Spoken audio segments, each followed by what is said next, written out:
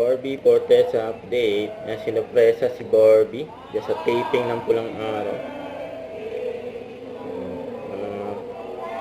Fans at stop and cook. Happy birthday kay Barbie.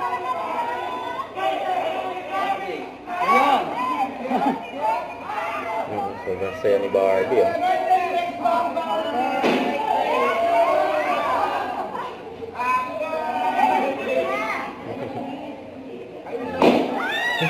Gulat si Barbie. Sana mas number 1 palagi ang Pulang Araw. Ayun, number 1 daw ang Pulang Araw. Happy birthday kay Barbie. Ang dami niyang handa, oh. Grabe nga yan, oh. May pakain si Barbie.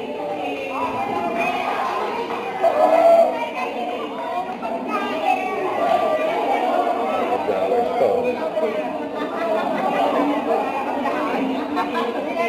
Pinicturean pa ni Barbie. Ang dami. Sana mas number 1 palagi ang Pulang Araw.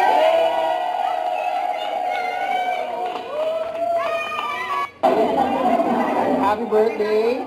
Picture mo ni Barbie na pagkain. Kasi ko sa social media.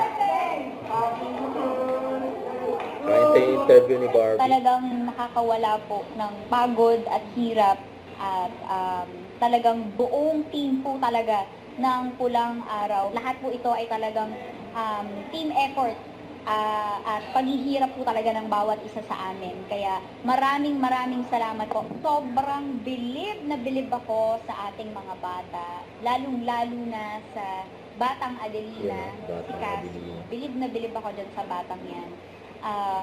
Nakikita ko sa kanya na gusto niya talaga yung ginagawa niya. Kaya talagang pinaghuhusayan niya ng mabuti. Napakabait na bata. Sila ng mga magulang niya.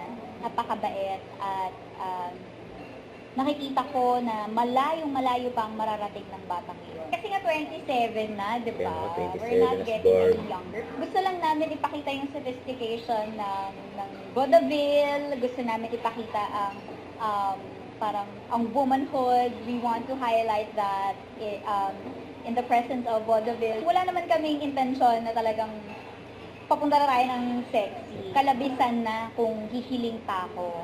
Dahil binigay na sa akin lahat ng mabubuting bagay. Mabuting kalusugan sa akin at sa pamilya ko. Successful operation ng tatay ko. And everything went smoothly. Nung nagdaang bagyo, ako'y lubos na nagpapasalamat na kami ng pamilya ko ay nanatiling ligtas. At patuloy ang aking trabaho at patuloy ang napakaraming opportunities for me. Maraming proyekto, kaya sabi ko, walang hanggang pasasalamat na lamang. Huwag kalimutan mag-subscribe, click ang notification bell para mga update. Ito po ang Nick Short Reaction Vlog. Bye guys, thank for watching.